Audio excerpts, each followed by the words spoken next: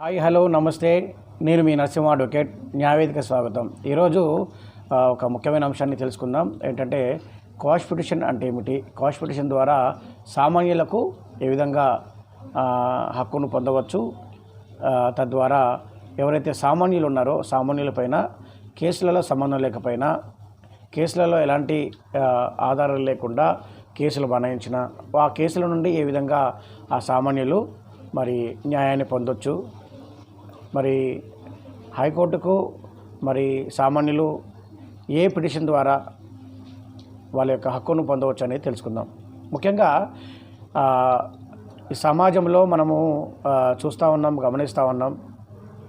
ఇవాళ వ్యక్తిగతమైన కక్షలు పెంచుకొని, వ్యక్తిగతమైనటువంటి ఉద్యోగాలను పెంచుకొని ఉద్దేశపూర్వకంగా అమాయకులపైన, సామాన్యులపైన ఇవాళ కేసులు బనాయించడం మనం చూస్తూ ఉన్నాం. మరి అటువంటి కేసులలో మరి సామాన్యులు కావచ్చు, అమాయక ప్రజలు కావచ్చు, మరి ఏ విధంగా న్యాయాన్ని పొందవచ్చు అంటే క్వాష్ పిటిషన్ ద్వారా హైకోర్టులో ఈ యొక్క సామాన్యులు వాళ్ళ యొక్క హక్కును పొందవచ్చు. మరి క్వాష్ పిటిషన్ అంటే ఏమిటి? క్వాష్ పిటిషన్ అంటే క్వాష్ పిటిషను క్రిమినల్ ఛార్జీలను అలాగే కేసులకు సంబంధించిన తొలగించడానికి ఉపయోగపడుతుంది. అంటే ఈ క్వాష్ పిటిషన్ ద్వారా ఈ కేసులలో ఎలాంటి సంబంధం లేకపోయినా, ఆ కేసులలో ఆ వ్యక్తులు ఇన్వాల్వేషన్ లేకపోయినా, ఆ కేసులపైన ఉద్దేశపూర్వకంగా వాళ్ళపై కేసులు పెట్టినా, ఆ సామాన్యులపైన ఎటువంటి సంబంధం లేకున్నా ఆ కేసులలో ఇరికించిన ఆ సమయాలలో ఈ యొక్క క్వాష్ పిటిషన్ ద్వారా వాళ్ళు న్యాయాన్ని పొందవచ్చు.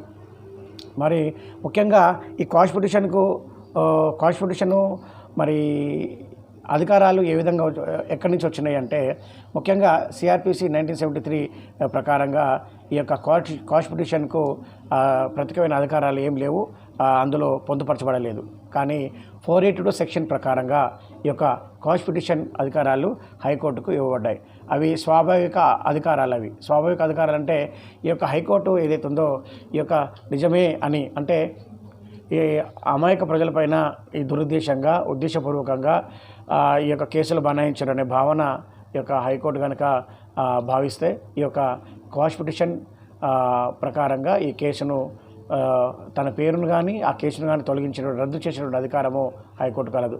కాబట్టి మిత్రులారా, మీరందరూ ఈ ప్రజాస్వామ్యంలో ఉన్నటువంటి మిత్రులందరూ ఎవరైతే ఈ క్రిమినల్ ఇంటర్మినేషన్ లేకుండా, ఎలాంటి ఉద్దేశం లేకుండా, ఎలాంటి తప్పుడు పనులు చేయకుండా సామాన్యులు ఎవరైతే ఉంటారో, సామాన్య ప్రజలు ఎవరైతే ఉంటారో వారు ఒకవేళ కేసులు అన్యాయంగా మీ పైన బనాయించినట్లయితే, అన్యాయంగా మిమ్మల్ని ఇబ్బంది పెట్టినట్లయితే, ఉద్దేశపూర్వకంగా మిమ్మల్ని మీ యొక్క ఆస్తులను కావచ్చు, మీ యొక్క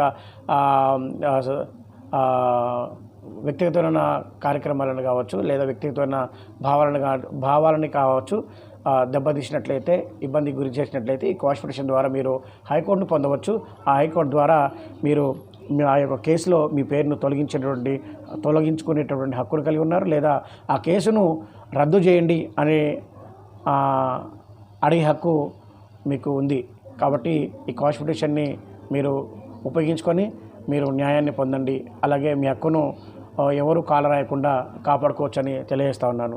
మిత్రులారా, సబ్స్క్రైబ్ చేయండి, లైక్ చేయండి, షేర్ చేయండి. మరెన్నో మంచి వీడియోస్ కోసం వేచి ఉండండి. ధన్యవాదాలు.